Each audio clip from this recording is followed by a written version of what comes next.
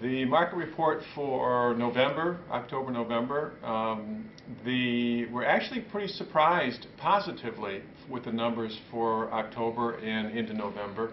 And looking through 2014, it's made me a little more optimistic for what we expect to see in 2014 versus what we were thinking before. We were figuring that sales would be about the same and maybe values up 5 to 6%. But based on the activity we're seeing so far, the fall numbers have been stronger than we thought, so I'm a little bit more optimistic. I'll still remain cautious, but sales probably will be in 2014 a little bit more than this year, and values may be up 8 to 10%.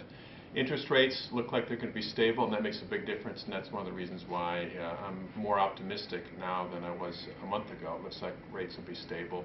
And as I've been saying the last few months, we're seeing more inventory hitting the market. And that's a good thing. And we think probably in spring, although probably buyer demand, as it always does, gets released in spring as well. But we think this year there'll be a little closer balance in new listings hitting the market as there is more buyers. So we think next year will be a little bit more of a balanced market.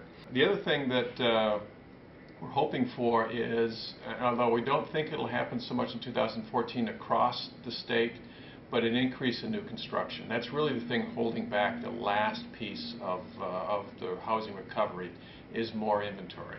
There are household formations going on every day. New families are being formed, children are being born, etc. But there just aren't any new inventory being created. So, once that gets started, once banks get comfortable lending to builders, then we'll start to really see some balance and some release of inventory. That will be a positive thing across the board for housing. One of the things that you'll be hearing in the first part of this year, or last part of this year and first part of 2014, are issues about the Dodd-Frank bill and things like QM and QRM. And those terms don't really have to worry too much about, except beware as you're a buyer specifically. You might find that getting mortgages will be a little bit tougher in the first half of next year.